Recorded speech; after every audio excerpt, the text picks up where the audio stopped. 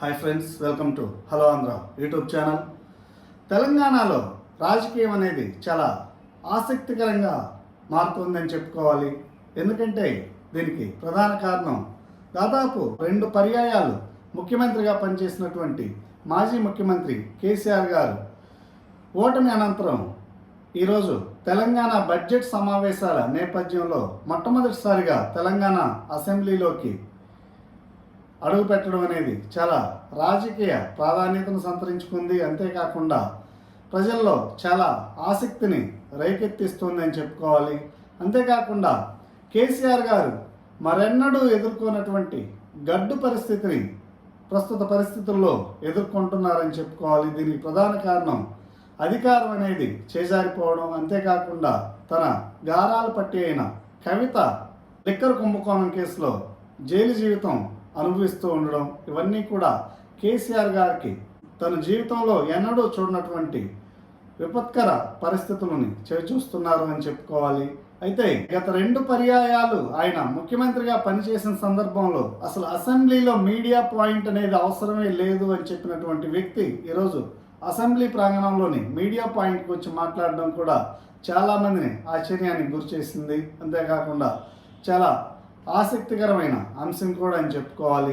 అయితే కేసీఆర్ గారు అధికారం పోయిన తర్వాత ఏ రోజు కూడా కాంగ్రెస్ ప్రభుత్వం మీద ఎలాంటి విమర్శలు చేయలేదు. ఎందుకంటే వేచి చూడడమే చాలా మంచిది అని ఒక నిర్ణయానికి వచ్చినట్లు కూడా తెలుస్తోంది. అయితే దాదాపు 7 నెలల తర్వాత ఆయన ఇవాళ అసెంబ్లీలో అడుగుపెట్టారు. ప్రభుత్వం మీద కూడా విమర్శలు అనేవి సంధిస్తున్నారు.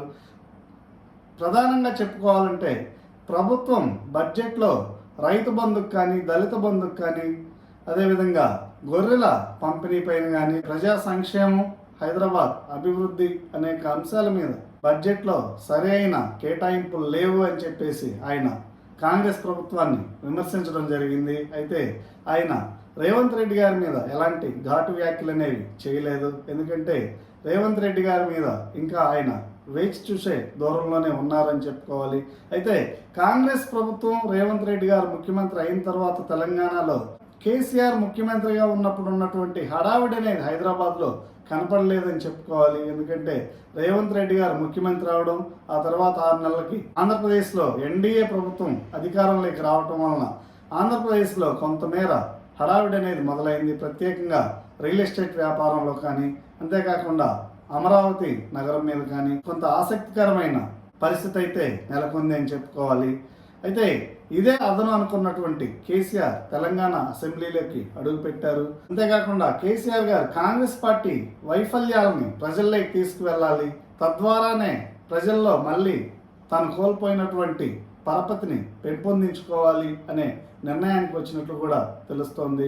ఇవన్నీ గమనిస్తున్నటువంటి రేవంత్ రెడ్డి కూడా అలర్ట్ అయ్యారని చెప్పుకోవాలి. ఎందుకంటే కేసీఆర్ టైంలో ఖాళీ అయినటువంటి ఖజానా రేవంత్ రెడ్డి గారు వచ్చిన తర్వాత ఎక్కడ చూసినా అప్పులు కుప్పలుగా ఉన్నాయి. అయితే వీటన్నింటినీ కూడా భర్తీ చేసుకుని మొదటి సంవత్సరం పరిస్థితులన్నీ కూడా చక్కబెట్టుకుని తర్వాత తనదైన ముద్ర అనేది పాలనలో చూపించాలి అనే దిశగా ఆయన అడుగులు వేస్తున్నారు.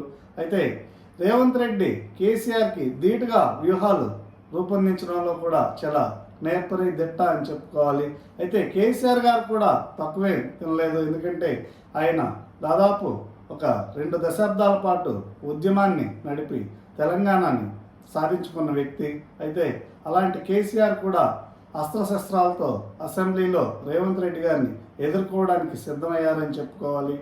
అంతేకాకుండా తెలంగాణలో బీఆర్ఎస్ పార్టీలో ఉన్నటువంటి ఎమ్మెల్యేలు చేజారిపోకుండా ఉండాలి అంటే ప్రజాక్షేత్రంలోకి వచ్చి ప్రజల తరపున పోరాడి తన పార్టీకి పూర్వ వైభవం తీసుకురావాలి. అలా చేసినట్లయితేనే తన పార్టీలో ఉన్నటువంటి ఎమ్మెల్యేలు కూడా పార్టీలు ఫిరాయించకుండా నిలబడతారు అనే నిర్ణయానికి వచ్చినట్లు కూడా తెలుస్తోంది.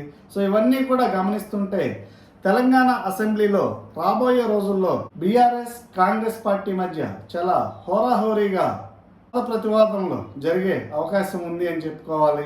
అయితే కేసీఆర్ గారు అనుకున్నట్లు జరగడానికి మరొక రకంగా బీజేపీ కూడా కారణం అని చెప్పుకోవాలి. కేసీఆర్ గారు ఇన్ని రోజులు అసెంబ్లీలో అడుగు పెట్టకపోయినప్పటికీ కూడా ఆ అవకాశాన్ని బీజేపీ అందిపుచ్చుకోలేకపోయిందని చెప్పుకోవాలి. ఎందుకంటే బీజేపీకి ఎమ్మెల్యేల బలం ఉన్నప్పటికీ కూడా అసెంబ్లీలో బీజేపీ ఎక్కడా కూడా కాంగ్రెస్ మీద గట్టిగా పోరాటం చేసిన సందర్భాలు లేవు. అయితే ఇవన్నీ కూడా గమనించినటువంటి కేసీఆర్ బీజేపీ బీఆర్ఎస్ స్థానాన్ని ఆక్రమించే లోపే తాను ప్రజల్లోకి వెళ్ళి పార్టీ పూర్వ వైభవాన్ని తీసుకురావాలి అనే ఒక నిర్ణయానికి వచ్చినట్లు తెలుస్తోంది.